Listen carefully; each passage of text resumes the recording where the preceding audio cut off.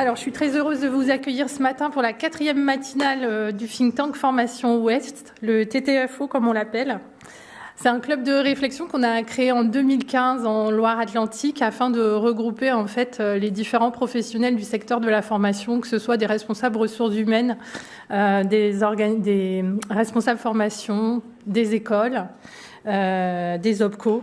Et notre originalité, en fait, c'est de regrouper des acteurs d'horizons variés.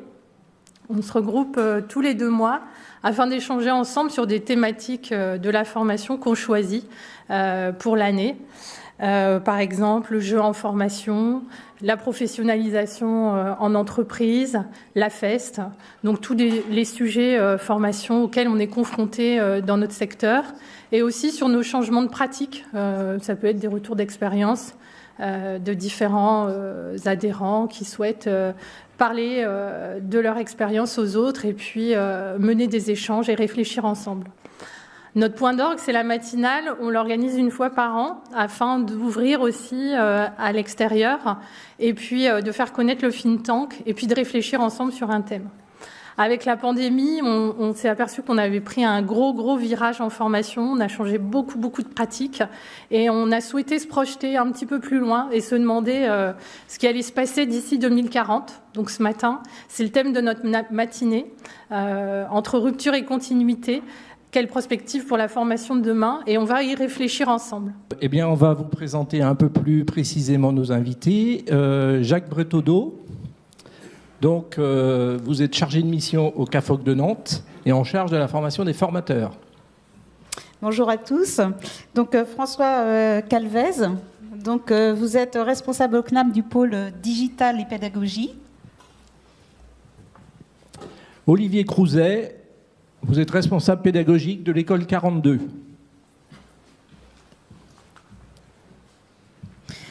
Jacques Lenormand. Patrick, excusez-moi. Patrick Lenormand.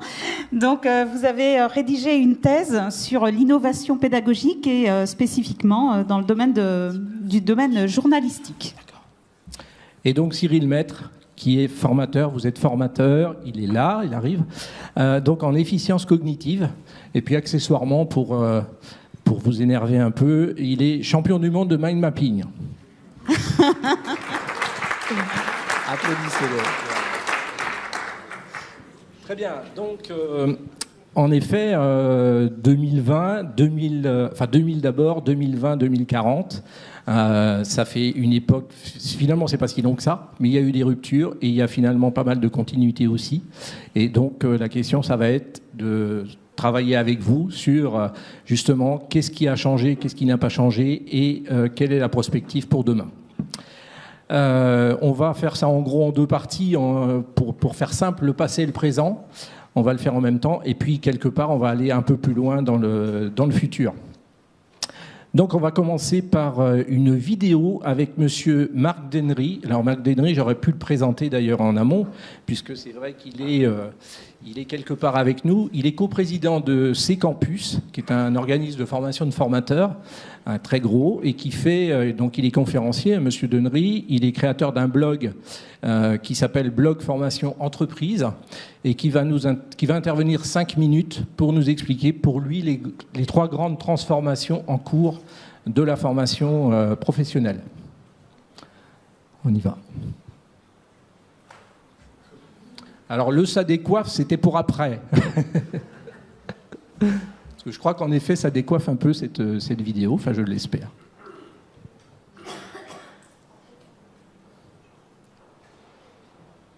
Elle marche la vidéo ?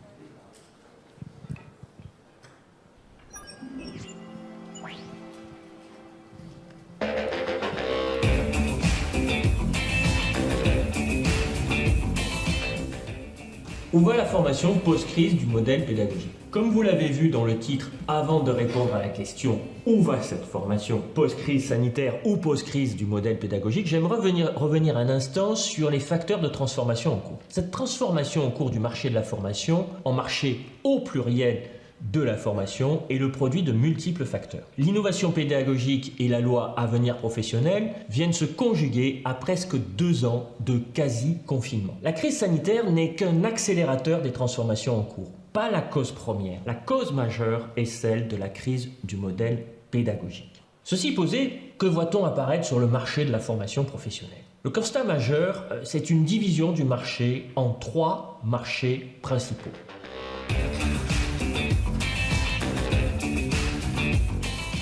Premier marché, le plus original, le plus novateur, c'est l'arrivée de nouveaux entrants qui apparaissent à la marge du marché classique de formation et viennent le bousculer. Ce marché, on peut le nommer par analogie au marché du Netflix de la formation. Pour le caractériser, je vais citer d'abord quelques-uns de ces nouveaux entrants. Mentor Show, Masterclass, Udemy, TED Talks, LearnyBox, MySkillCamp, Kileos, Skillsoft, Pluma, Edflex, Google Atelier Numérique, LinkedIn Learning.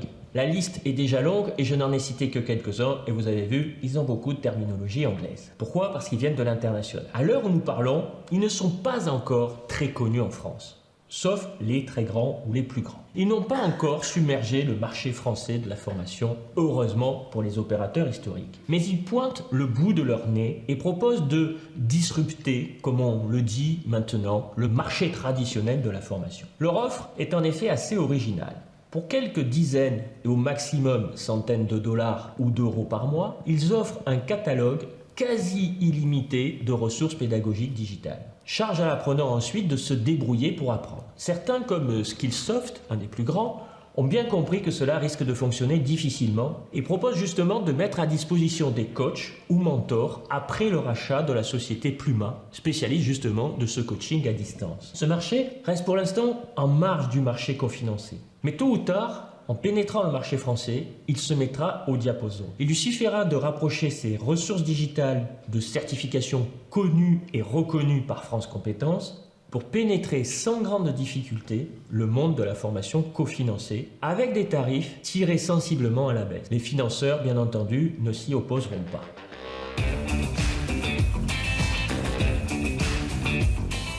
À l'opposé de ce marché du Netflix de la formation, un second marché vient attaquer par le bas cette fois-ci le marché classique de la formation cofinancée. C'est tout le marché de la formation grise, celle que l'on ne voit pas et qui pourtant permet à des millions de salariés, et de non-salariés aussi d'ailleurs, de se former chaque année. Hier, cette formation s'appelait formation sur le tas ou tutorat. Avant-hier, elle s'appelait compagnonnage. Aujourd'hui, avec la FEST, mais aussi le développement du marché précédent, du Netflix de la formation donc, ce marché devient non négligeable, non pas en valeur, mais en volume. Nombreux sont les directions L&D, comme on dit aujourd'hui, ou si vous préférez les services formation des grandes entreprises, qui en sont convaincus. Ils voient dans ce marché, que l'on pourrait qualifier d'organisation ou d'équipe apprenante, une bonne manière de réduire les budgets de formation, tout en élevant de façon significative la valeur d'usage de la formation. En effet, il ne s'agit plus, à travers de cette logique d'organisation apprenante, de former pour acquérir seulement des connaissances via des formations courtes, mais de développer au quotidien des compétences parfaitement en phase avec les besoins de l'entreprise. L'originalité de ce marché est qu'il ne rendra pas riches ceux qui le maîtrisent, mais à coup sûr, il pourra appauvrir ceux qui opèrent depuis de nombreuses années sur le troisième marché, celui du marché classique de la formation.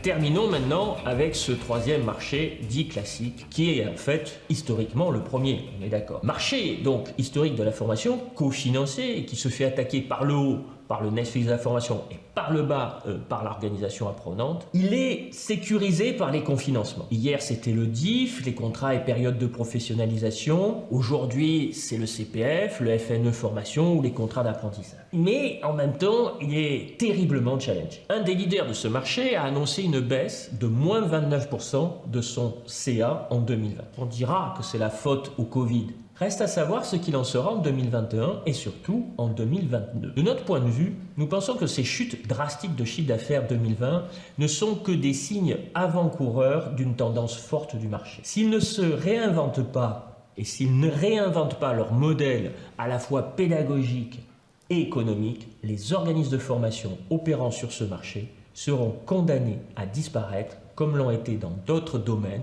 un grand nombre de maisons de presse quotidiennes ou de magazines. Ce marché historique de la formation en France est sommé très vite de se réinventer en intégrant le digital learning évidemment, mais pas seulement, la FEST également. C'est en mixant digital learning à FEST et présentiel, ne l'oublions pas, que ces organismes de formation pourront faire de nouvelles propositions de valeur à leurs clients. Ils pourront ainsi leur proposer une expérience apprenante beaucoup plus fluide et plus pragmatique. Ils pourront passer à une formation personnalisée avec entrée-sortie permanente. Ils sortiront ainsi du modèle économique du groupe classe et déplaceront la création de valeur de leur offre de la simple acquisition de connaissances au développement de compétences certifiées. Et encore mieux, pour les publics en reconversion, leur promesse de création de valeur pourra aller jusqu'à l'insertion ou la réinsertion dans l'emploi. Ce marché historique, nous le qualifierons donc de marché à réinventer. La transformation ne se fera pas en claquant des doigts, mais ceux qui la mèneront avec un engagement réel ont autant de chances de réussir que les nouveaux entrants.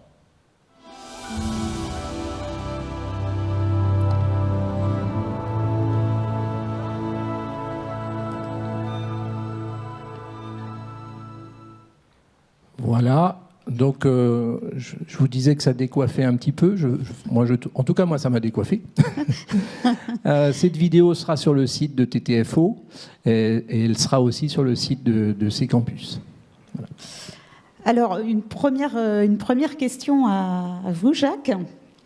Que vous inspire cette interview de Marc Denery et en quoi elle fait peut-être écho à ce que vous enseignez aujourd'hui ou à vos stagiaires en formation professionnelle? Ouais, je pense que c'est... Non, mais ça va aller. Bonjour à toutes et à tous.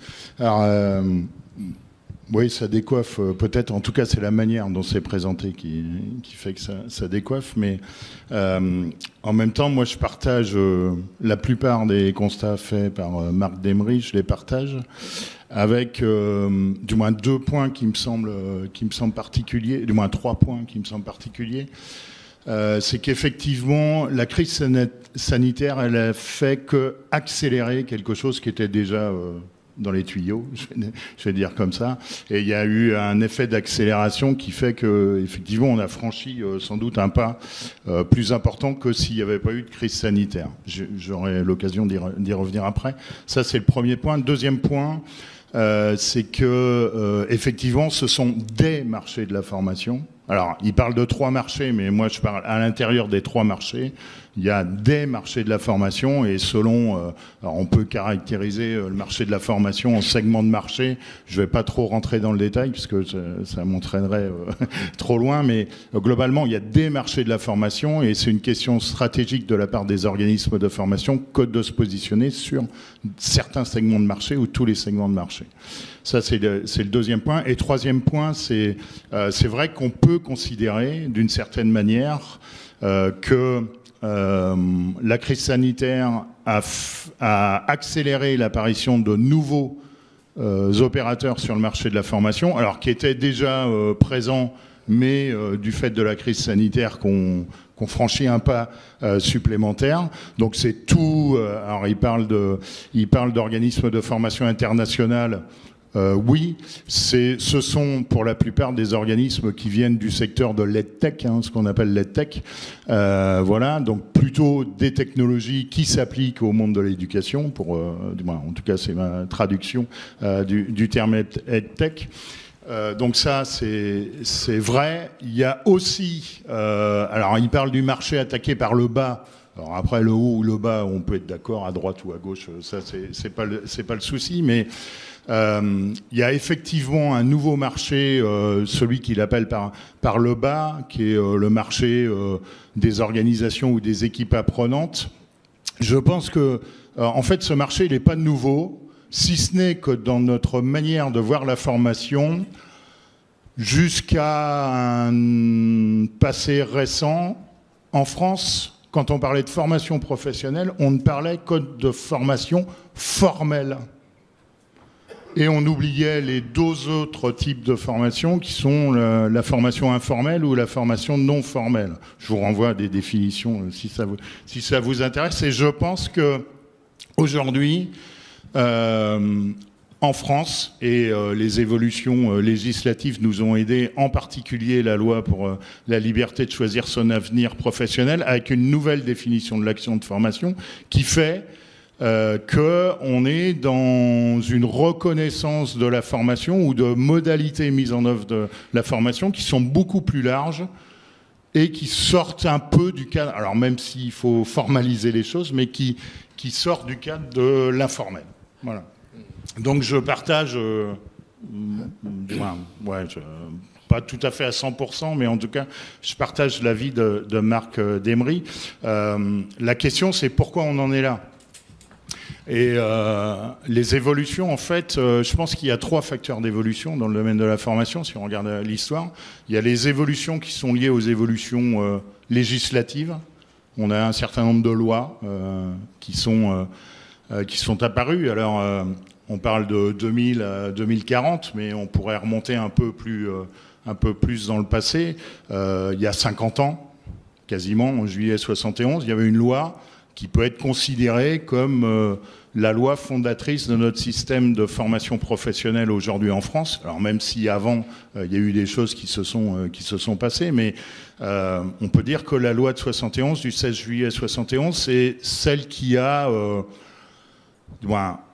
déjà inscrit la formation comme une activité de travail et qui a inscrit le domaine de la formation dans le Code du travail. D'accord ? Donc c'est la naissance, on va dire, officielle de notre système de formation. Et depuis 71, il y a eu un certain nombre de lois. Alors sur la diapo, là, vous avez quelques dates un peu significatives, mais il y a eu des lois d'adaptation entre-temps. Et en fait, ces lois ont fait qu'il y a eu quand même quelques évolutions, il y a eu quand même quelques ruptures, on peut dire comme ça. C'est que ruptures qui sont liées aussi à des évolutions de l'emploi, des évolutions sociétales, qui fait qu'on est passé, du moins on peut dire qu'il y a grosso modo 5 ruptures depuis 71. Première rupture, c'est qu'on est passé au fur et à mesure d'une logique d'obligation de financer la formation à une logique d'investissement. Ce qui change quand même un peu la donne, puisqu'on est passé d'une logique de moyens à une logique de résultats. Et on est de plus en plus dans une logique de résultats. Oui. Ouais, faire plus court. D'accord. Bon, je m'excuse. Donc, première rupture, c'est ce premier élément, obligation de moyens, obligation de résultats. On voit aussi au fil du temps que on est passé d'une logique une logique qu'on pourrait, entre guillemets, oui, on a eu une entrée où les situations des individus étaient plutôt liées au système. Aujourd'hui, on s'aperçoit qu'il y a un co-investissement formation entre l'individu et le système. Ça, c'est une deuxième évolution. C'est une deuxième évolution significative. Troisième évolution significative, c'est que effectivement, on est passé dans une logique où les objectifs de la formation visent plutôt à sécuriser les parcours de formation. Voilà. Et puis, on est passé d'une logique, effectivement, de stagification à une logique de personnalisation. C'est une autre logique d'évolution. C'est un petit peu, du moins, quand on regarde les lois, c'est un petit peu les évolutions particulières. Je vais m'arrêter là pour ne pas être trop long. Ça reprend en effet ce que disait Marc Denery. À partir du moment où c'est une logique de résultat, évidemment que tout le reste en découle. François,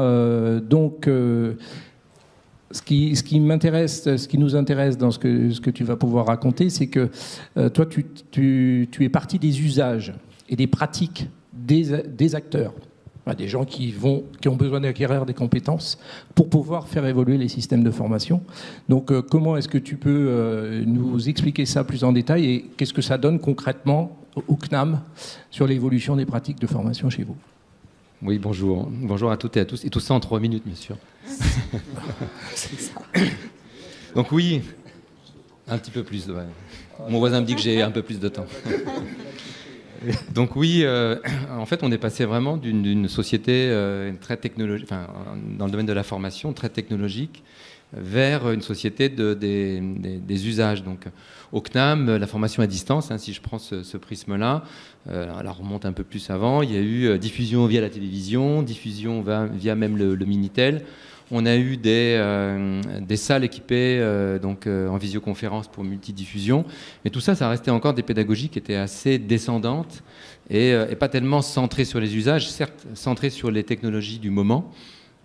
Donc à chaque moment, ces technologies, il y a des usages qui se sont créés avec le développement d'Internet. Donc ça fait 10-15 ans qu'on voit ça, avec des pratiques sociales. Donc quand je parle d'usage, j'en parle en tant que pratique sociale. Et donc on ne peut pas faire fi aujourd'hui, en tant qu'organisme de formation, de ces pratiques sociales qui sont à l'œuvre. Alors c'est quoi ces pratiques sociales ? C'est ce que Jacques évoquait tout à l'heure, donc la formation informelle notamment, c'est-à-dire que les gens, vous, nous, tous les jours, on apprend de différentes manières. On est dans des collectifs d'information. On va sur marmiton.com pour apprendre des recettes, partager soi-même des recettes. Donc tout ça, ça participe d'une forme d'apprentissage et d'une forme d'usage aussi collaboratif avec des gens qui se retrouvent selon des pratiques sociales. On ne peut pas faire fi de ça, effectivement, aujourd'hui. Et nous, institutions, de proposer des formes d'apprentissage qui n'intégreraient pas ces pratiques-là, ça veut dire que les individus devraient faire une rupture entre comment j'ai l'habitude d'apprendre de manière informelle et comment on me demande d'apprendre dans des organismes plus formels. Donc, du coup, il y a vraiment une continuité, si je puis dire. Ce sont les mêmes personnes qui apprennent dans la sphère sociale, dans l'entreprise, qui ont des pratiques également de formation, et puis quand ils viennent en centre de formation. Et du coup, c'est vraiment de comprendre, donc j'en parlais tout à l'heure sur un Living Lab, un laboratoire d'expérimentation des usages que nous avons, mais comment on comprend ce qui est à l'œuvre dans ces évolutions sociétales qui impactent forcément ces manières d'apprendre.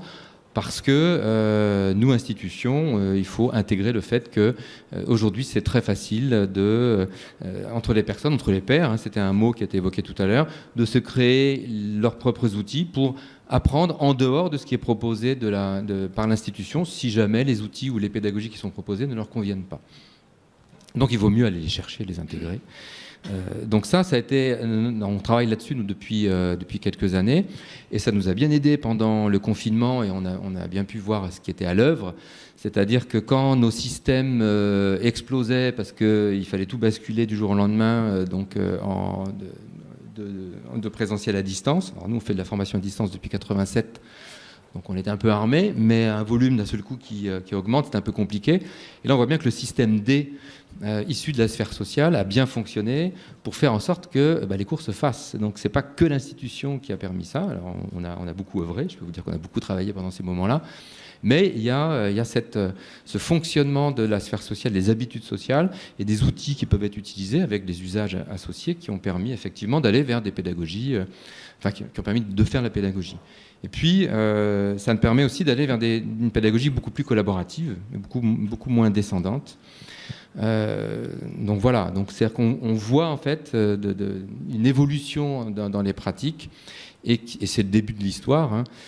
J'évoquerai également un sujet sur lequel on est, qui est en train de poindre, qui sont les badges numériques de compétences, hein, donc les open badges numériques de compétences. On est à l'aune d'un nouveau paradigme qui est donc la société de la reconnaissance. Donc là, il y a une association qui s'appelle Reconnaître, je vous invite à aller voir. Et puis il y a un collectif dont le CNAM fait partie qui s'appelle Badgeons les Pays de la Loire, donc, qui regroupe plusieurs acteurs. Et donc là, ça veut dire c'est comment on fait reconnaître des compétences, mais par un collectif, ça peut être les pairs. Donc ça change aussi la notion d'évaluation de compétences dans un cursus de formation. Alors nous qui sommes une institution avec des évaluations très formelles, on y va, hein, c'est un objet d'innovation vers lequel on va, mais ça veut dire qu'on va, avec les open badges numériques, c'est d'identifier le type de compétences que je peux acquérir moi en tant qu'apprenant, comment elle va être reconnaître et par qui, et ça peut être par les pairs, J'amène les preuves, effectivement, et donc les badges numériques, ce sont des images avec des métadonnées dedans qui permettent, à tout employeur de vérifier, effectivement, lors d'un entretien, qu'on n'est plus dans le domaine du discours, mais qu'on est dans le domaine de la preuve, voilà, je suis un bon communicant et je peux apporter des preuves. Donc, on voit bien que là, on est aussi, avec ces nouvelles technologies qui arrivent, c'est pas la techno, les badges on s'en fiche, mais ce qui est important c'est le processus associé au badge donc de reconnaissance et le processus pédagogique que l'on met donc en œuvre autour de cette logique de badge. Donc c'est bien ça qui est important, c'est attention, et ça sera mon propos de fin, parce que je pense que mon temps est écoulé, sur un point de vigilance sur cette question d'approche technocentrée qui revient en permanence quand même, et il faut être vigilant à ça. Dans les entreprises, on accompagne beaucoup d'entreprises dans le domaine de la digitalisation de la formation. Et maintenant même, on va vers la multimodalité, donc AFEST, présentiel et puis digital. Et souvent, on voit encore ce prisme des années 90, ce spectre des années 90, l'auto-formation, l'effet marmiton.com, puisque les gens apprennent tout seuls sans qu'on leur demande rien dans leur vie privée, et on va mettre à disposition des contenus et ils vont se former au travail. Sauf qu'au travail, on ne se forme pas de la même manière, puisqu'il y a une question de confort d'apprentissage, d'organisation de la formation, organisation entre formation et temps de travail, donc y compris si c'est de la feste. Donc ça veut dire qu'il y a, et souvent même les premiers qui empêchent de se former au travail, ce sont les managers, parce qu'il y a la productivité qui est là. Donc c'est aussi impliquer la ligne managériale. Donc ça c'est un gros point de vigilance sur attention à ne pas avoir une approche technocentrée, mais bien centrée sur les usages, et puis sur comment on apprend, et on n'apprend jamais mieux qu'avec les autres. Voilà, et je terminerai le propos avec ce qui est en train de venir aussi, et ce que Facebook nous a annoncé, donc les métaverses, donc les mondes virtuels. Attention, ça va être dans la sphère privée. Ça va forcément arriver à un moment donné dans la sphère de la formation. Et moi, j'ai expérimenté ces mondes-là avec une entreprise qui s'appelle Immersive Factory récemment, là, qui est basée à Paris. C'est intéressant. Mais voilà, attention à ce qu'on va en faire. Parce que si c'est de la techno pour de la techno, ça ne marchera pas. Donc l'auto-formation pure, ça ne marche pas non plus. Donc il faut être vigilant sur ce qui est en train de se poindre pour rester bien à la fois sur des usages qui correspondent à des pratiques sociales et puis à des objectifs pédagogiques et à organiser la formation autour de ça, que ce soit dans les centres de formation comme dans les entreprises. Merci. Voilà. Merci beaucoup pour l'intervention. On voit qu'il y a de nombreux défis, en tout cas, qui s'offrent à nous, qui se présentent à nous. Et effectivement, un rôle aussi de l'humain, justement, aussi quand il aura des apprenants en face de lui, de bien détecter quel est son point de départ finalement, puisque le point de départ, il n'est plus seulement à travers un diplôme maintenant, mais effectivement, ce sont des candidats ou des apprenants qui ont pu acquérir des connaissances, des compétences de manière finalement qui ne sont pas forcément formalisées du coup, et donc il va falloir les évaluer en entrée de monter en compétences. Donc effectivement voilà, et pour les entreprises des défis de bien reconnaître les compétences dans les organisations aussi, et accompagner les formateurs, parce que ça change leur posture quand même en formation. Ouais. Tout à fait. Merci. Patrick, j'avais une question à vous poser. Vous avez donc travaillé certainement très profondément sur cette thèse sur l'innovation pédagogique, et du coup c'est intéressant, donc du coup spécifiquement appliqué au monde journalistique. Donc c'est aussi intéressant d'avoir ce prisme-là qui est très particulier. Est-ce que vous pourriez partager avec nous aujourd'hui justement sur le regard que vous avez aujourd'hui sur l'innovation pédagogique ? Bonjour à tout le monde. Oui, sur ce secteur en particulier, mon propos est d'essayer de voir ce qui peut éventuellement être déplacé et être réfléchi sur d'autres secteurs professionnels, mais je me suis spécialisé sur ce domaine-là. Pourquoi celui-là ? Parce que j'en étais issu, et aussi parce qu'il me paraissait particulièrement conservateur par rapport à sa formation professionnelle, alors que tout autour, ça bougeait. Ça bougeait dans le domaine du journalisme lui-même, même s'ils sont venus avec un train de retard. Et puis en formation, puisqu'on connaît ce secteur-là, qui a beaucoup bougé. Mais la formation des journalistes restait quasi immuable jusqu'à il y a quelques années. Donc ça m'intéressait de savoir pourquoi. Et puis pourquoi, entre guillemets, j'allais appeler ça le Yukun-kun, puisque j'ai vu passer le corneau, le Yukun-kun de la formation, qui est l'innovation pédagogique, n'avait pas de prise finalement, pas trop, pas beaucoup, sur ce secteur-là. Alors j'ai creusé l'innovation elle-même, d'ailleurs savoir ce qu'on appelle innovant, et c'est le début du travail que j'ai fait, qui est indépendant du secteur que j'ai regardé, c'était de savoir en gros, d'où sort ce terme déjà, et en gros on voit bien, il y a une sorte de processus historique. Avant on parlait de progrès, sous-entendu on ne peut pas être contre le progrès, ben là c'est pareil avec l'innovation pédagogique, on ne peut pas décemment être contre l'innovation pédagogique, et quand on regarde les usages, comme vous le disiez, ou plutôt les non-usages, il y a quand même pas mal de gens qui abandonnent des processus de formation en cours, apparemment très innovants techniquement, mais qui en fait ne sont pas calés sur des usages qu'ils sont prêts à accepter. Donc ça, c'était assez intéressant de creuser cette partie-là. En gros, pour résumer, que l'innovation pédagogique n'allait pas de soi. Il y avait un mouvement qui disait, mais on ne peut pas être contre ça, mais concrètement, sur le terrain, elle n'allait pas de soi. D'autre part, une autre dimension toute simple, c'est ce qui est innovant pour certains, ne l'est pas du tout pour d'autres. C'est-à-dire qu'en gros, c'est mis en place depuis longtemps. Vous mentionniez les cours à distance chez vous. C'est évident, la formation à distance, ça date du 19e siècle. Concrètement, les cours à distance, on les connaît depuis longtemps. Donc, ce n'est pas parce qu'on a mis un vernis technologique que ça change quelque chose de ce point de vue-là.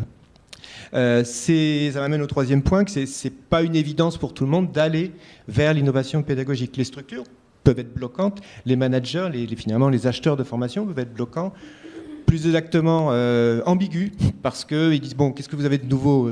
Évidemment, on va vous acheter du neuf que vous ne faites pas avec les autres, vous allez faire du neuf pour nous, mais au final, bon, on fait comme d'habitude, parce que ça, finalement, l'innovation pédagogique peut faire peur, et c'est sur ces peurs que je travaille, sur ces conditions de non-usage, conditions d'acceptation. C'est-à-dire que puisqu'elle ne va pas de soi, qu'est-ce qu'il faut faire pour comprendre les éventuels rejets? Alors, je vais être très précis, des taux d'abandon dans les processus de e-learning, les processus abandonnés en cours de route. Ça, en général, c'est un trésor de guerre que les organismes n'aiment pas trop qu'on regarde, alors que derrière le dispositif et le temps que ça a pris et l'argent que ça a pris, logiquement, ça devrait marcher avec toutes les personnes à qui on a proposé ce processus. Bien sûr que non, et c'est assez intéressant de travailler sur les conditions de refus, pas pour considérer que c'est un échec en soi ou complètement, mais pour dire qu'est-ce qui n'a pas été pris en compte pour que ce processus soit accepté par tout le monde. Et je crois que j'ai à peu près fait le tour de ce qui se passe actuellement. Aussi, une dimension innovation, ramener l'innovation pédagogique à la technique, là aussi je trouve, notamment avec le Covid, c'est complètement en train de changer. Quand on regardait les catalogues de formation, c'est innovant, regardez, on vous fait des cours sur mobile, on vous fait des cours sur vidéo. Or, comme la technique avec le Covid est devenue omniprésente, est devenue finalement une routine, les gens ne communiquent plus, les organismes de formation ne communiquent plus sur ça comme une innovation, mais plutôt, c'est ce qui est en train d'arriver, sur le sur-mesure, sur l'accompagnement. C'est devenu l'innovation, et la technique est finalement revenue un petit peu dans le domaine que j'ai observé, dans les coulisses. Elle n'est plus aussi présente de manière aussi prédominante dans ce qui est présenté comme une innovation pédagogique. Merci, très bien. Alors Olivier, vous êtes à l'école 42, donc je ne sais pas si c'est innovant l'école 42. Moi, de l'extérieur, je me dis que c'est plutôt révolutionnaire. Quand on va sur votre site et qu'on voit les photos, ça fait même presque peur. On parlait de peur tout à l'heure. Donc est-ce que vous pouvez nous en dire un petit peu plus sur depuis quand ça existe, sur quels principes vous avez construit un peu cette démarche pédagogique, et puis concrètement, comment ça marche ? Oui, bonjour à tous. Donc 42, c'est une école d'informatique qui est aujourd'hui à Paris et qui est en train d'essaimer un petit peu. On est dans 22 pays et 36 campus aujourd'hui, donc on commence à faire quelques rejetons. Et l'idée est de former des gens au numérique, sans limite d'âge. N'importe qui, après 18 ans, peut postuler à 42. Et c'est une formation qui, à la base, a été créée en 2013. C'est une initiative de Xavier Niel. Et lui était face à une problématique simple. Il avait du mal à trouver finalement des professionnels du numérique. Donc c'est comme ça qu'il s'est dit je vais créer ici une école pour pouvoir alimenter le marché. Mais il voulait faire quelque chose de plus. Il s'était rendu compte qu'il y avait des gens qui pouvaient avoir du talent pour le numérique alors qu'ils étaient complètement en échec scolaire, qu'ils étaient en dehors des parcours de l'éducation supérieure traditionnelle ou des parcours de formation professionnelle. Et donc, il y a quelque chose à faire pour ça. Il faut pouvoir proposer un chemin différent, une alternative différente. Et donc, c'est comme ça que, finalement, on est parti d'une feuille blanche en 2013 pour pouvoir mettre en place ce modèle pédagogique à 42 qu'on appelle le peer learning. J'aurais envie de dire que globalement, c'est un modèle qui va à peu près mélanger les 3 points qui ont été évoqués dans la vidéo par Marc, et qui va associer ce côté présentiel, parce qu'il est quand même nécessaire, et on a une forte croyance dans l'approche socio-constructiviste au niveau de la formation, et donc c'est l'interaction justement entre les pairs et entre les étudiants qui pour nous va être un élément très, très fort pour que ça fonctionne. L'aspect digital est également présent, à la fois en termes de contenu, comme on peut le voir aujourd'hui avec des MOOC, effectivement, mais pas uniquement. Nos étudiants vont aller chercher de l'information. On ne fournit pas de MOOC, mais il y en a tout un tas de disponibles en ligne. Et ça va permettre aux étudiants d'aller au moins récupérer de l'information. Et on a un support digital de la pédagogie elle-même, avec tout un système qui permet aux étudiants d'avoir une progression propre et complètement personnalisée, complètement individualisée. Le peer learning, alors pour faire peut-être très, très simple, on forme des codeurs en premier lieu, même s'il y a tout un tas d'autres thématiques dans le numérique, comme l'intelligence artificielle, la sécurité, etc., qui interviennent dans un second temps. On commence d'abord par former des codeurs, et nos étudiants sont dans une situation où ils sont face à une problématique, un problème à coder, et pour lequel on va leur mettre 0 prof, 0 cours, 0 MOOC. Ils vont pouvoir chercher de l'info en ligne, comme je le disais, mais nous n'allons pas fournir un élément, un support de contenu. Et les étudiants vont donc devoir aller chercher de l'information et puis finalement se mettre en quête de savoir si cette information elle est vraie, elle est fausse, elle est obsolète, elle est dépassée. Parce qu'aujourd'hui, notamment en matière de numérique, on trouve énormément d'infos. Et si on tombe sur un blog qui a 10 ans, qui est complètement dépassé, c'est peut-être pas la bonne chose à suivre. Et donc les étudiants vont devoir se convaincre eux-mêmes, en faisant leurs propres tests, que l'information qu'ils ont récupérée, c'est bien quelque chose qui va leur permettre de résoudre le problème. Ils n'arrivent pas à faire ça tout seuls, très clairement. Et c'est là où toute la partie entre pairs intervient, et ils vont devoir collaborer, discuter, débattre entre eux. Ils sont en train de faire le même projet, ils ont des questions, ils ont des doutes, et ils vont devoir se dire comment ils ont compris le sujet, comment ils pensent pouvoir résoudre le sujet, comment ils pensent pouvoir coder le programme qu'on leur a demandé de coder. Et ça va créer finalement de l'intelligence collective entre personnes qui ne sont pas d'accord. Et l'idée étant d'avoir, avec ces discussions, des nouvelles idées qui émergent auxquelles personne n'avait pensé au départ. Et ces idées, ces hypothèses, ils vont pouvoir aller à nouveau les tester pour voir si c'est des idées qui sont intéressantes, qui les amènent jusqu'au bout du projet. Une fois que le projet est fini, on va voir toute la phase d'évaluation entre pairs qui va se mettre en œuvre. Chaque étudiant est évalué par 5 autres étudiants pour chacun de ses projets, et il va être lui-même évaluateur régulièrement, à part égale, d'autres projets, d'autres étudiants.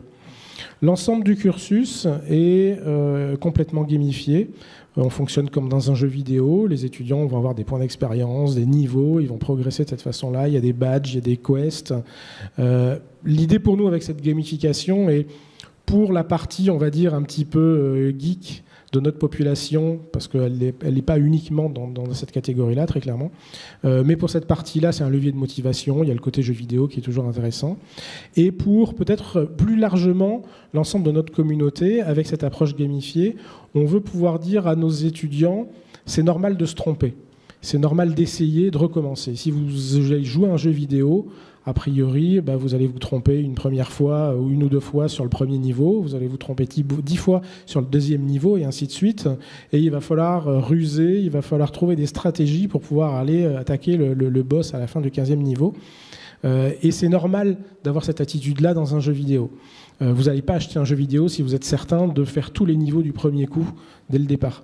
Donc on veut mettre ces étudiants dans cette confiance-là pour leur dire tu peux oser, tu peux essayer de faire quelque chose, ça n'aura pas de conséquences. Si tu te plantes, tu vas t'en rendre compte. L'ordinateur, il va te dire un gros mot, il va te dire quelque chose qui te montre que ça marche pas, tu vas rebrousser chemin et tu vas recommencer, ainsi de suite. Et donc tout ça, ça nous permet d'avoir à la fois des skills techniques qui sont développés pour nos étudiants sur les grandes thématiques informatiques, l'algorithmie, j'évoquais tout à l'heure, donc la sécurité, l'IA, etc. Mais aussi tout un tas de soft skills. Par ce procédé-là, au travers du peer learning, nos étudiants vont pouvoir développer une capacité d'adaptation, une capacité à résoudre des problèmes, une capacité finalement à apprendre. Et pour nous, c'est vraiment garant de la pérennité de leur carrière et de leur emploi, parce qu'on est dans un monde, ou en tout cas dans un domaine, où l'informatique évolue très très vite. Et si je leur apprends aujourd'hui des technos qui dans 5 ans ont disparu et qui doivent se former à nouveau, j'ai rien compris et j'ai tout perdu, quoi. Donc il faut absolument que au travers du parcours de la 42, nos étudiants puissent aussi développer tous ces soft skills qui sont finalement peut-être presque plus importants que des skills techniques, qui vont être capables sûrement d'oublier et de réacquérir le moment voulu quand ils auront en face d'eux un problème de même nature. Merci. Merci.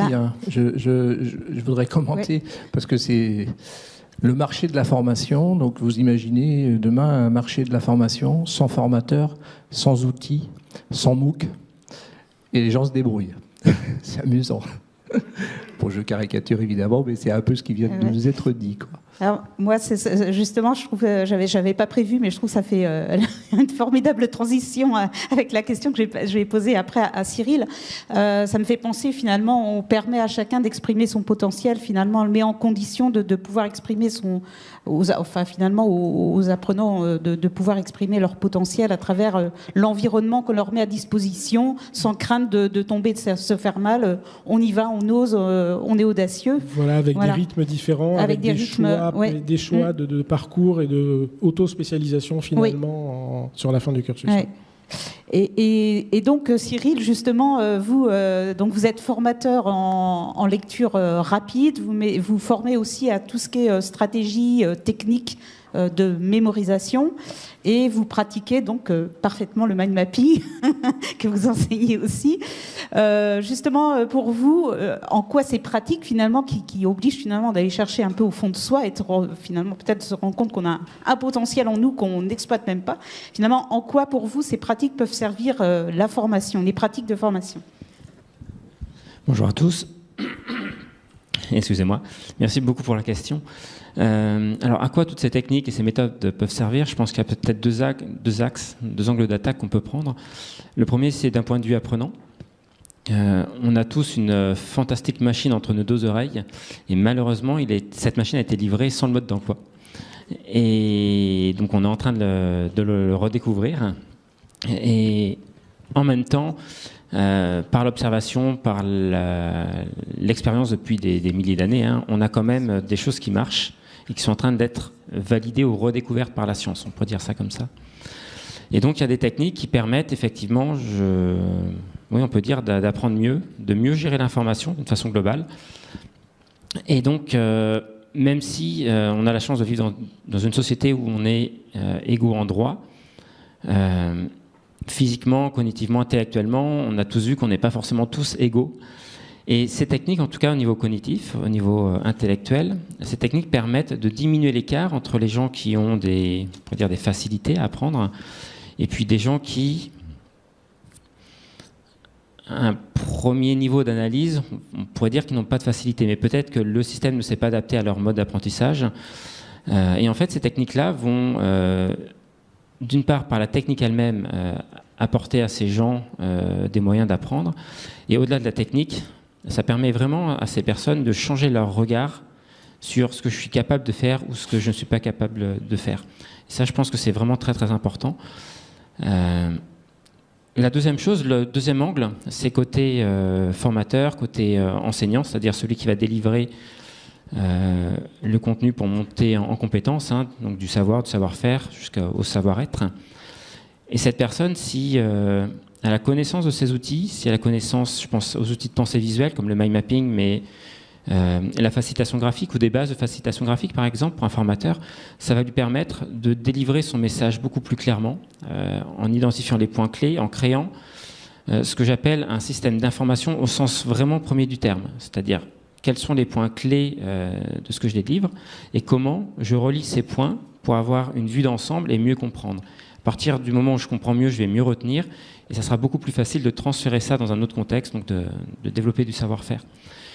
Donc, côté enseignant, côté formateur, je trouve que c'est aussi une fantastique démarche de pouvoir clarifier son propos pour se mettre à la portée des apprenants. Merci beaucoup. Donc, ce qu'on va faire maintenant, c'est on va se projeter un petit peu dans l'avenir. Tu es d'accord, Henri, tout en accélérant? Tout en C'est accélérant. le mot, c'est accélération. Il reste une vingtaine de minutes, je crois, et c'est sans doute question comprise. Je me posais la question. C'est question comprise en plus. Hein. Ouais. On est mal. Donc il nous reste 10 minutes. Bon, voilà. Continuons sur le mot d'accélération.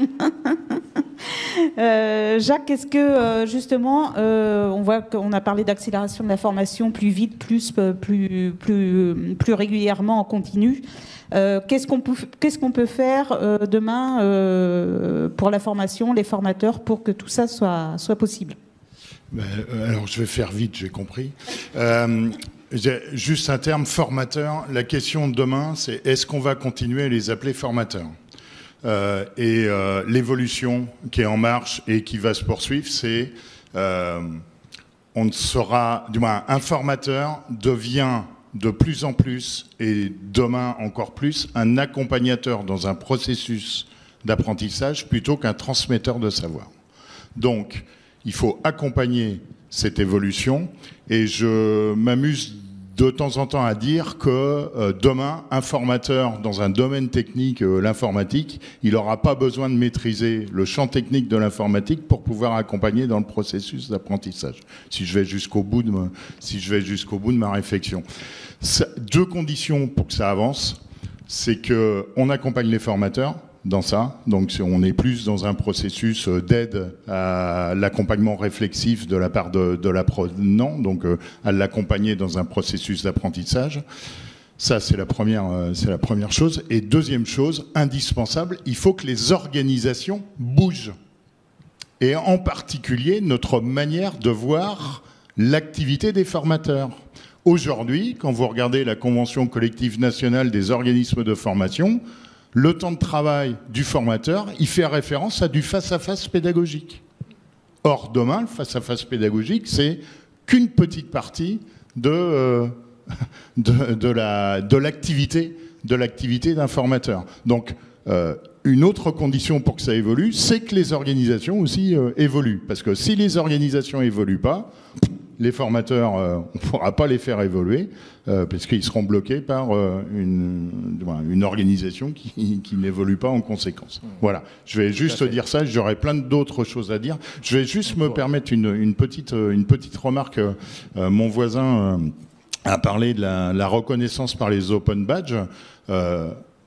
Il y a un rapport qui est sorti sur la VAE par Rivoire Soubien et Cheka qui fait que aujourd'hui il y a des expérimentations qui sont en train de se mettre en cours pour travailler justement sur le principe de la RAE, de la reconnaissance des activités de l'expérience en complément de la validation des acquis de l'expérience. Juste, je ferme la parenthèse.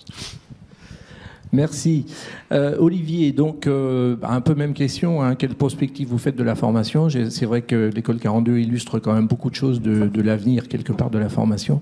Et vous, avec votre expérience, ce serait quoi demain? Encore différent? Alors, pour moi, il y a un mot-clé, c'est le mot-clé diversité. Aujourd'hui, on a un processus de sélection à 42 qui montre clairement que en l'état, on n'a pas tout le monde qui est prêt pour pouvoir suivre une formation comme la nôtre. Ça faisait partie des reproches qu'on avait pu nous faire. Ah, ça y est, ils veulent remplacer tous les profs par des machines. Et on n'a pas du tout de vocation à une universalité de notre modèle. Par contre, on pense que c'est quelque chose qui peut être transcrit effectivement sur tout un tas d'autres domaines. Et que, de mon point de vue, avoir différents modèles pédagogiques pour un même domaine d'enseignement, d'apprentissage, et finalement répliquer ça dans chacun des domaines d'apprentissage est quelque chose qui, pour moi, aujourd'hui a du sens. Il y a un côté que la digitalisation va apporter, au-delà de l'aspect purement, j'ai envie de dire, alors ce que moi j'appelle mécanisation, c'est-à-dire le fait de répliquer au travers des outils digitaux ce qui se passe classiquement dans une salle de classe. Aujourd'hui, on peut aller plus loin. On a tout un tas d'environnements de simulation, par exemple, qui peuvent être faits grâce à la digitalisation. On peut simuler la vie d'une entreprise. On est dans une business school ici. Plutôt que de créer sa propre entreprise pour de vrai, avec toutes les conséquences que ça a, et je ne sais pas si on est toujours interdit bancaire pendant X années, quand on a raté, quand on a déposé le bilan, il fut un temps où c'était le cas. Et aujourd'hui, voilà, on peut avoir des environnements de simulation qui sont intéressants et qui vont permettre ce essai-erreur, ce try and fail finalement au niveau de l'apprentissage. C'est pour ça que je pense qu'on peut avoir une diversité pédagogique de sorte que chacun puisse trouver la bonne façon d'apprendre la façon qui lui convient et voire de changer, de passer de l'un à l'autre, parce que c'est peut-être dépendant de soi individuellement et que c'est peut-être quelque chose d'évolutif au fil du temps. Les leviers de motivation, nous, pour nos propres étudiants sur 42, sont quelque chose qui évolue au travers du temps, au travers de la scolarité. Et je pense que ce qui convient en termes de modèle pédagogique est aussi probablement quelque chose de variable de mon point de vue. Même si au final, je crois assez fortement dans le fait que un modèle apparenté au nôtre pourrait finalement presque être universel. Pour avoir la chance d'avoir eu une longue conversation avec quelqu'un qui s'appelle Olivier Houdet, qui a fait énormément de recherches en termes de neurosciences et d'apprentissage. Il y a vraiment beaucoup de similitudes sur lui, la façon dont il voit qui serait la plus naturelle pour le cerveau pour apprendre. Et ça se rapprocherait assez fortement de pédagogie de type Freinet. Et je me dis qu'on a quand même un certain nombre de similitudes. Donc à quel point finalement notre environnement culturel, notre environnement éducatif actuel aura mis un certain nombre de barrières ou pas par rapport à cette façon d'apprendre, je ne sais pas. Mais on peut au moins commencer déjà par une diversité des chemins pédagogiques, je pense. Oui, merci. D'ailleurs, ce sujet des neurosciences, c'était un sujet sur lequel j'avais envie de vous poser une question, Cyril, puisque ça, voilà, le cerveau, le domaine du cerveau, notre cerveau, voilà, avec toutes les études qui sont faites justement sur les neurosciences, et quel est votre regard justement sur l'apprentissage ? Okay, remercie pour la question. Alors, je suis un peu embêté pour répondre en même temps à cette question parce que je ne suis pas neuroscientifique, je n'ai pas étudié les neurosciences, j'ai juste effleuré à la rigueur les sciences cognitives. Et je suis d'abord un praticien en fait. Moi, ce qui me plaît, c'est de tester, de pratiquer, de voir ce qui marche, de transmettre ce qui a marché pour moi et de voir si ça marche pour d'autres, voir si c'est reproductible. Et dans la fenêtre dans laquelle je me suis intéressé aux neurosciences, ce que je me suis aperçu, c'est que il y a des gens de terrain, des formateurs, des enseignants qui travaillent avec des humains pour les former, les faire progresser. Et d'un autre côté, on a tout un champ de chercheurs qui travaillent dans leurs labos. Et que, parfois, pour ne pas dire souvent, il y a peut-être un pont entre les deux, une communication qui n'est pas faite, je ne sais pas si on peut pas dire pas faite, mais où le tuyau est vraiment petit par rapport à ce que ça pourrait être. Ça, c'est la première chose. Et la deuxième chose, c'est un point de vigilance sur la vulgarisation des neurosciences. Il y a il y a un certain nombre de magazines spécifiques sur le cerveau, la science et le cerveau, la psychologie, etc. Pour pas dire des magazines encore plus grand public qui vont faire des articles ciblés. Hein, tous les étés, on a le droit à comment améliorer sa mémoire, booster son cerveau. Et comme ce sont des articles sérieux, on va citer des expériences, on a parlé d'Olivier Houdet, des noms de neuroscientifiques. Et pour les quelques études sur lesquelles je me suis penché, je remarque souvent qu'il y a quand même une différence énorme entre l'expérience dans le labo, la conclusion de cette expérience, donc c'est un champ extrêmement réduit, hein, l'expérience dans le labo, la conclusion, et qu'est-ce qu'on va en dire et qu'est-ce qu'on va en vulgariser pour le grand public. Pour pas dire des fois où ça tombe sur ce qui va conduire à ce qu'on appelle des neuromythes, des fois. Et donc il y a un vrai point de vigilance, je trouve, entre... on parlait d'apprentissage technocentré sur une hyper-connexion, une hyper-technologie de la formation. Et c'est pareil, je pense qu'il y a un point de vigilance sur tout justifier ou avoir un vernis neuroscientifique à tout ce qu'on fait. Moi, je trouve qu'il y a des grands principes de base qui ont été redécouverts ou qui ont été validés par la science, qui peuvent vraiment servir de socle et de fondamentaux, notamment la façon dont on mémorise, la façon dont on capte l'information, dont on la stocke et dont on s'en rappelle. Des fondamentaux, on a parlé d'apprentissage entre pairs. Si j'ai le temps, je peux juste relayer une... Non, il n'y a pas le temps. Bon. Juste 30 secondes. Donc, vous l'avez dit, j'ai eu la chance de remporter des épreuves au championnat du monde de mind mapping, c'est en 2018. Et on nous a demandé, il y a des gens qui voulaient participer, qui nous ont demandé à être accompagnés. Donc, on accompagne 10, 15, 20 personnes maximum. Et on s'est rendu compte que les apports que je peux faire avec mon associé, qui est une spécialiste des sciences cognitives et des sciences comportementales, on peut arriver à un certain niveau dans nos apports, dans la façon dont on va les former. Et à un moment donné, donc c'est des petits groupes, ils travaillent entre pairs, justement, en binôme, en trinôme. Et il y a quelque chose de magique qui se passe, à un moment donné, où il émerge une intelligence collective des sous-groupes qui va infuser dans le groupe. Et par la créativité, par le jeu des essais, des erreurs, et je rajoute une troisième étape de réajustement pour arriver aux attendus, il y a quelque chose de magique qu'on n'avait pas anticipé au départ et qui permet de faire monter les gens à un niveau insoupçonné. Voilà. Et je finirai là-dessus. Merci. Merci François. Je peux juste réagir parce que je trouve ça rapidement très intéressant parce que c'est marrant, j'ai fait le constat justement cette semaine dans un groupe de travail où effectivement c'est l'apport successif en 2-3 réunions de personnes qui individuellement n'auraient pas trouvé de solution. Effectivement, ensemble, il y a eu la possibilité de monter finalement en compétence et monter très haut sur des solutions qui sont trouvées qui finalement individuellement n'auraient jamais émergé. Parce qu'il y a aussi en plus, je pense, une sorte de confiance qui se met en place. Chacun effectivement s'exprime, le droit à l'erreur, ce qu'on disait. Et c'est très intéressant ce collectif. François, vous allez peut-être pouvoir préciser des choses puisque on voulait parler du Living Lab. Je suppose que, comme son nom l'indique, c'est un peu le lien entre les sciences et les pratiques, j'imagine. En tout cas, voilà, vous allez nous expliquer ce que c'est que ce Living Lab, à quoi ça sert, pourquoi est-ce qu'un organisme de formation a un tel outil et qu'est-ce qu'on en fait, quoi. Alors le Living Lab, ça veut dire laboratoire vivant d'expérimentation. Donc on n'est pas un laboratoire au sens universitaire du terme, nous sommes aussi des praticiens, donc je parle bien de cette place-là. Donc le lien entre science et pratique, donc voilà, nous ne sommes pas des scientifiques de la formation, même si nous en inspirons évidemment beaucoup. Donc le principe, il est assez simple, hein, il est de remettre les usagers, donc ça fait le lien avec ce que je disais tout à l'heure, au centre du processus d'innovation pédagogique. Hein. Donc notre pôle s'appelle pédagogie et digital. C'est pas forcément que le digital, et on va vers. D'ailleurs, il va s'appeler pôle innovation maintenant. Et donc l'idée, c'est bien de remettre les usagers au cœur du processus d'innovation pédagogique, et donc du coup de faire une veille avec aussi ces usagers, enfin auprès des usagers, de créer des conditions d'une expérimentation. On a trouvé une pratique pédagogique, pas forcément liée avec le digital uniquement. On l'expérimente, donc qui est nouvelle, qui est émergente. On l'observe, on l'analyse, et puis après, donc, si on trouve que c'est intéressant, donc on diffuse. On diffuse pour que ça innerve donc, en termes de bonnes pratiques, qui est toujours situé, bien évidemment, mais qui peut être transposable si on se l'approprie.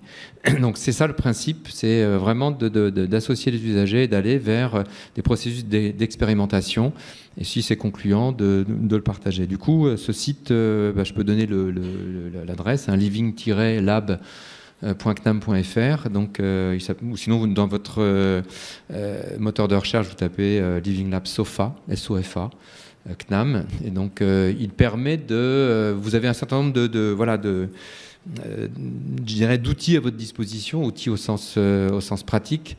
Donc ça peut être des scénarios pédagogiques, des billets de blog, de retour de pratique, d'utilisation d'outils dans des situations présentielles, dans des situations à distance. Donc la ligne éditoriale, c'est quelque chose de très pratico-pratique. C'est que je suis formateur ou je suis apprenant. Je cherche, c'est surtout tourné pour les formateurs, je cherche à animer différemment une activité pédagogique, et je peux aller trouver une solution avec des retours d'expérience, avec des vidéos témoignages, etc. Donc voilà, ça a été un outil qui nous a été utile aussi pour accompagner nos formateurs pendant la continuité pédagogique et la crise sanitaire. Mais ça a été aussi, puisque c'est ouvert, ça a contribué, tant mieux, à la communauté éducative au sens large, y compris aux entreprises, puisqu'on est passé de 20 000 utilisateurs en 2019 à 46 000 visiteurs uniques en 2020. Voilà, donc ça a été un outil qui a été bien utile. Donc les projets d'innovation vers lesquels on va aller, sur lesquels on publiera, ça va être les open badges numériques, comme j'ai indiqué.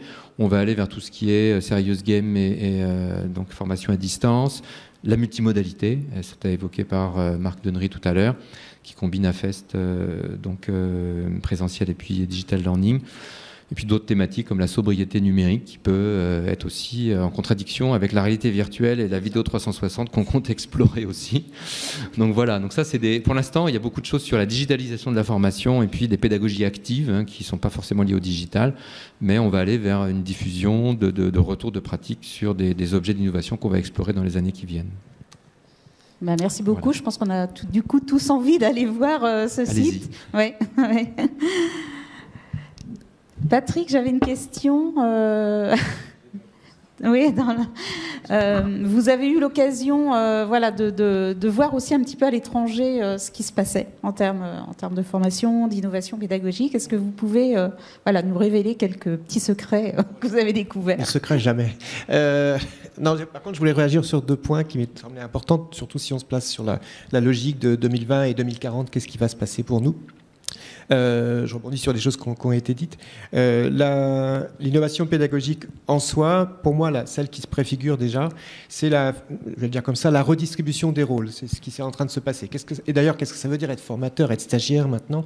Les termes paraissent presque obsolètes maintenant, puisque visiblement, chacune prend en charge des choses très différentes par rapport à ce qui était avant la situation pédagogique, accélérée par des contextes comme le Covid et par l'utilisation d'outils, mais ça ne se réduit pas à ça. Et par contre, il y a une redistribution qui est en train de se mettre en place, qui n'est pas neutre, qui touche dans certains cas à l'identité professionnelle. C'est quoi un formateur maintenant? Identité personnelle, c'est quoi être stagiaire maintenant? Donc tout ça s'est déjà enclenché. Je pense que ça va s'affirmer et se développer. Et tout le reste est une sorte d'accompagnement de cette tendance de fond qui finalement redistribue les rôles ou les retrouve. D'ailleurs, si on se place historiquement, c'est assez intéressant de voir ça d'un point de vue un peu plus éloigné.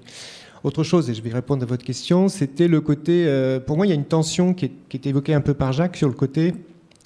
cette matière pédagogique ou ce qui se passe sur le plan pédagogique se fluidifie, il y a besoin d'une certaine souplesse et doit, en tout cas en France, faire avec un processus de certification, donc je vais prononcer le gros mot de Calliope, mais qui a besoin de certifier un certain nombre de choses, mais qui aussi a pour effet non négligeable une sorte de rigidification de ce qu'on doit prouver par rapport à la qualité, aux besoins de qualité, qui elle-même est une démarche qui vient de loin. Et c'est une sacrée tension, puisque dans la réalité, et pour prendre des exemples concrets, si on vend une prestation de formation et qu'on dit mais ça sera comme ça en face à face et ça sera comme ça en accompagnement, est-ce que l'OPCA va accepter de payer l'accompagnement ? C'est aussi simple que ça. Donc, c'est-à-dire qu'il y a un mouvement qui essaie finalement de certifier, de faire en sorte qu'on puisse attester de la qualité de ce qui est produit en formation, et de mon point de vue, c'est tout à fait louable, mais qui finalement s'acoquine mal avec la souplesse énorme qui est en train de venir du côté de la pédagogie, des tendances et des usages aujourd'hui en formation, et il y a quelques étincelles entre les deux. Pour les secrets, je ne peux pas tout réduire, et c'est ce que je vais essayer d'expliquer dans l'atelier de toute façon, mais en gros, l'exemple le plus proche de nous, il se trouve que pour mon travail, je suis allé en Suisse et je travaille beaucoup avec la Suisse et avec le Canada. Pourquoi ? Parce que ce sont des francophones, mais le Canada, j'ai fait le lapsus, est à la croisée des chemins, donc de modèles de formation qui sont vraiment très très différents. Et pour le côté suisse, si je me concentre que sur celui-là, le côté on est pragmatique, c'est pas qu'un cliché. Et en gros, ils essaient de voir concrètement ce qu'ils peuvent tirer de cette situation, mais il faut que ça soit certifié. C'est-à-dire, en gros, le savoir-faire prime par rapport au savoir. C'est la première chose qu'ils disent par rapport aux Français. Vous êtes beaucoup dans le discours sur les choses, on est beaucoup sur le faire et le savoir-faire, tout simplement. Mais il faut que ça soit certifié par une institution ou par une autre. Bon, c'est pas un modèle unique, il existe ailleurs, mais ils sont très attachés à ce modèle-là. Et dans la même idée de pragmatisme, avec ce qu'on vit actuellement, ils se sont dit, comme tout le monde, on a fait du distanciel. On revient là maintenant, on a un peu plus les coups des franches avec ce qui se passe actuellement et ça peut encore bouger, mais on va essayer de garder le meilleur des deux mondes. Toujours ce côté pragmatique qui est de dire, on a vécu une expérience d'innovation pédagogique forcée finalement, puisque beaucoup, en tout cas dans le domaine que j'ai observé, étaient très satisfaits du face-à-face pédagogique, ça leur allait culturellement, ça leur allait identitairement très très bien. Mais puisque ça a été imposé, ils restent sur un chemin de dire essayons de faire le mieux, de tirer le meilleur usage de cela, et surtout de ne pas avoir un discours sur les choses, de tenter les choses tout simplement.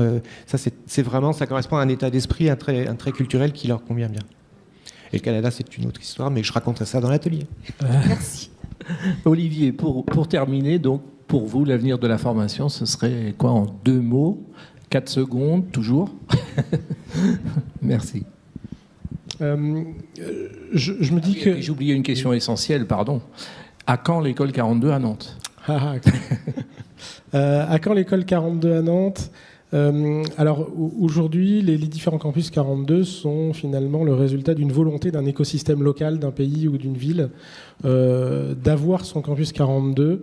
Donc s'il y a un acteur nantais ou plusieurs acteurs nantais qui estiment qu'il y a la place pour une école et qui souhaitent être porteurs de ce type de projet, on est tout à fait ouvert à écouter à entendre ces propositions-là. Et puis sinon, peut-être pour voir donc un petit peu plus loin, même si c'est un petit peu caricatural, j'aurais envie de me dire que le jour où on aura des robots qui auront finalement remplacé l'ensemble des jobs, des métiers manuels ou presque, et que l'intelligence artificielle aura pris la place d'un certain nombre de métiers intellectuels, qu'est-ce qui va rester finalement à l'homme? Et je me dis que toute la partie relationnelle et interaction entre les êtres humains sera une composante forte, et également l'aspect créativité qui me semble aujourd'hui quelque chose qui n'est pas du tout à la portée d'une intelligence artificielle. Et donc finalement, peut-être que c'est ces 2 éléments-là qui me semblent être relativement pérennes dans le temps, finalement, mériteraient de faire partie de tout notre système éducatif, pas uniquement l'aspect éducation supérieure ou formation professionnelle ou tout au long de la vie, mais même dès la maternelle. L'école Freinet, elle est généralisée. Merci beaucoup. Est-ce qu'on a encore quelques minutes? Je demande au chef du temps pour poser quelques questions. 2 ou 3 questions rapides. Et puis je prends la lingette. Hop.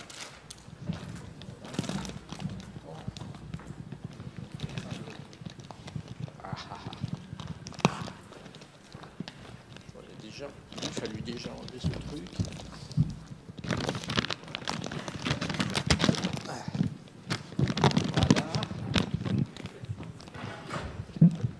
Je suis désolé. Merci beaucoup. 1, 2, ok. Merci pour vos interventions. J'avais une question pour l'école 42. Votre témoignage m'a un peu interpellé. Puis on parlait des modifications des postures et des rôles des formateurs, des apprenants. Justement, dans une école où on pilote pas forcément de contenu ni d'intervenants en formation, c'est quoi le job d'un responsable pédagogique, du coup, à l'école 42 ?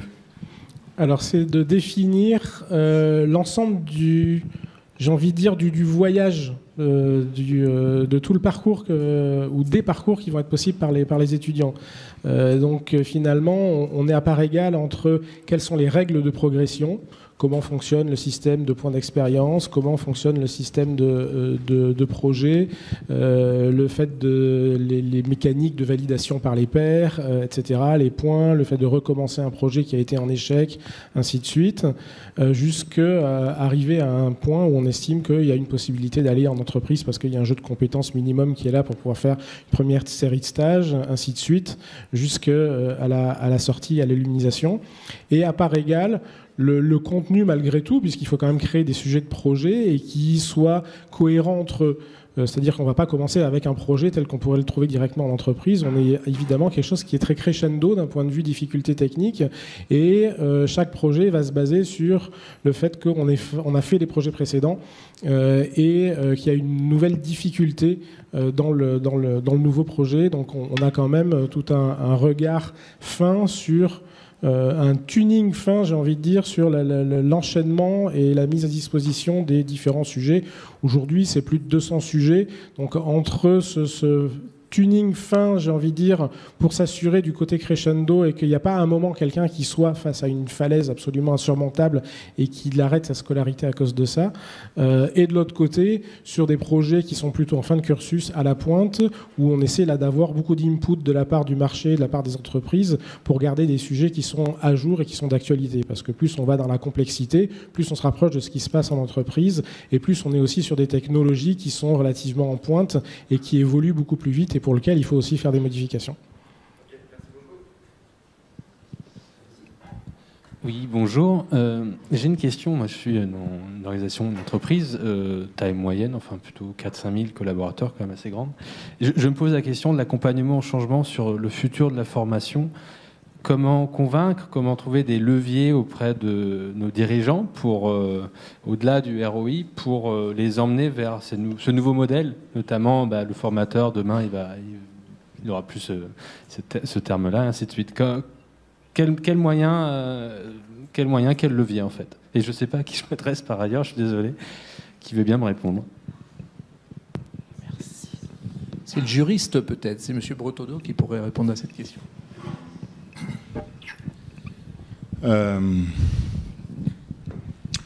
C'est une excellente question, merci de l'avoir posée. En fait, quel moyen? Je pense que avant tout, c'est une question de réflexion par rapport à l'évolution de l'organisation. C'est une question de stratégie de la part de l'entreprise ou de stratégie de la part de l'organisme de formation. Donc c'est qu'est-ce que je veux demain, vers quoi je veux aller demain. Et en fonction de vers quoi je veux aller demain, je vais définir les moyens que je vais mettre à disposition autour au service de ma stratégie. Je pense qu'il n'y a pas de réponse unique à votre question. C'est pour ça que je suis un peu embêté pour pouvoir y répondre de manière... ce sont des éléments, et avant tout, c'est une stratégie. C'est-à-dire quels sont... si j'ai bien compris, vous êtes responsable dans une entreprise, et donc c'est quels sont les besoins en termes de développement des compétences que je vais avoir demain, et en fonction de ces besoins en termes de développement des compétences, alors après, sur plusieurs populations, je peux avoir des besoins au pluriel, c'est pas un besoin au singulier, entre guillemets, et c'est en fonction de ce développement de besoins des compétences, comment est-ce que je pourrais accompagner ou trouver des partenariats, ou du moins, c'est quel moyen au service de ma stratégie, du but que je souhaite atteindre. Je vais profiter pour dire quelque chose que j'ai pas dit, dans la table ronde. C'est que une des évolutions aussi, alors on a fait référence à l'intelligence artificielle plusieurs fois dans la discussion. Je pense que, alors si on est en capacité de compiler des données sur les processus d'apprentissage des apprenants, l'intelligence artificielle demain devrait nous aider à construire les parcours de formation des apprenants. À mon sens, c'est une évolution aussi qui est pas nouvelle, mais dans le domaine de la formation qui est très certainement nouvelle, avec la difficulté, c'est est-ce que j'aurai assez de données pour pouvoir utiliser de manière efficiente l'intelligence artificielle au service de la conception des parcours pédagogiques. Je ne sais pas si je réponds bien à votre question, mais en tout cas, c'est un élément de réponse. Je veux bien compléter un petit peu, effectivement, par rapport aux entreprises que je rencontre, en tout cas professionnellement. La clé, en fait, c'est de réussir à aligner la formation sur le business de l'entreprise. Si ça, vous ne l'avez pas, vous n'arrivez pas à prendre le sujet par le haut avec votre direction, et donc, du coup, vous n'arrivez pas à avoir les budgets, vous n'arrivez pas finalement à jouer stratégiquement dans votre organisation. Donc, ça veut dire aussi derrière, essayer de remonter aussi dans les comités de direction, etc. Donc ça, quelque part, je veux dire, c'est la clé, et si ça, vous ne l'avez pas, c'est toujours extrêmement compliqué, vous allez toujours labourer de manière difficile, et finalement, pour arriver à ça, à un moment, il faut que vous arriviez à organiser un bon pilotage de votre formation, parce qu'un dirigeant, il va vous parler chiffres, Donc effectivement, vous avez parlé d'adaptif, ça en fait partie. C'est comment, par rapport aux enjeux stratégiques de l'organisation, par rapport à son devenir demain, aux compétences métiers qui vont évoluer sur ce marché, etc., comment je prouve finalement à mes directions qu'il faut que je développe les compétences de mes collaborateurs, combien ça va coûter, comment je vais optimiser par des stratégies justement de digital, d'AFEST, d'adaptive. En fait, il y a plein de modalités après derrière, des clés, en fait, des outils à déployer. Mais au départ, il faut parler alignement business et chiffres, parce que sinon vous êtes mort. Oui, alors effectivement, c'était un non-dit de ma part, mais sous-entendu, la stratégie au service de la stratégie et de développement sur le marché de l'entreprise, ça va mieux en le disant. C'est toujours mieux. Bonjour, merci pour vos interventions. Alors, je vais essayer de formuler ma question. Moi, je suis responsable de développement de dispositifs pédagogiques et de formation. Je vais essayer de formuler ma question, pas forcément évidente au départ. C'est au regard de tout ce que vous dites, je me dis comment on peut réussir désormais à scénariser des parcours de formation ou de développement de compétences, puisqu'on est des écrivains finalement de scénarios, de parcours, etc., qui demandent à ce qu'on, notamment pour les financeurs, à ce que l'on indique ce qui va être fait au travers d'un parcours avec des objectifs, des modalités, des séquences, etc., assez précises. Et quand on voit l'effet que peut avoir le parcours sur les usagers, finalement, les apprenants, est-ce que ces parcours ne méritent-ils pas d'être adaptés au fur et à mesure, avec des délais qui sont de plus en plus réduits, finalement? Et est-ce que l'écriture, en fait, qui est projective, elle a toujours lieu d'être, et à quel moment elle vient être invalidée à un moment? Voilà, enfin, je ne sais pas si la question est claire. Voilà. François. Je peux me tenter, mais mes collègues pourront compléter. C'est sûr qu'on est peut-être aussi à un virage de la manière de concevoir les scénarios pédagogiques et puis les parcours de formation. Si on reste dans le domaine de l'entreprise, c'est ce qu'a évoqué Marc Donnery tout à l'heure, c'est la question de la multimodalité. La multimodalité, elle amène de la diversité dans les manières d'apprendre. Et donc, c'est peut-être plus de regarder l'analyse de l'activité de travail. Donc, c'est-à-dire que je regarde le travail et les compétences nécessaires pour faire le travail et concevoir les dispositifs de formation au regard de cette analyse de l'activité. Ça veut dire qu'après, c'est de se dire quel est le mini-référentiel de compétences à acquérir, et on regarde de ces compétences à acquérir, quelles sont les meilleures méthodes et les meilleures modalités qui permettent d'acquérir ces compétences, qui peuvent être du coup de la FEST, parce que c'est pertinent, c'est ça qu'il faut faire, action de formation en situation de travail, qui peut être du présentiel, parce qu'à un moment donné, il faut acquérir certains fondamentaux et on ne peut pas faire autrement, c'est ça qui est intelligent de faire, ou qui peut être de la digitalisation de la formation ou d'autres modalités. Hein. Et donc c'est bien. Alors ça prend du temps. Par contre, c'est clair. C'est pas la formation. Elle est au service de la compétence elle est au service de la performance de l'entreprise. Et donc ça prend du temps effectivement d'avoir des collaborateurs compétents. Et donc ça amène de la performance. Donc toujours la croyance comme quoi la formation, on va trouver la baguette magique qui va faire que attendez, vous allez vous former, ça sera performant, mais il ne faut pas que ça prenne trop de temps. Ça prend du temps, effectivement, d'avoir des personnes qui sont compétentes. C'est un enjeu stratégique pour l'entreprise.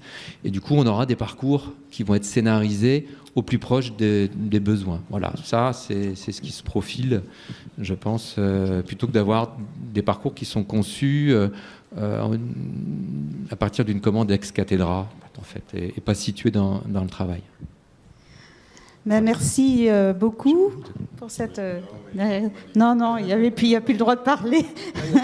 Parce que, sinon, on ne va pas avoir le temps de faire les ateliers.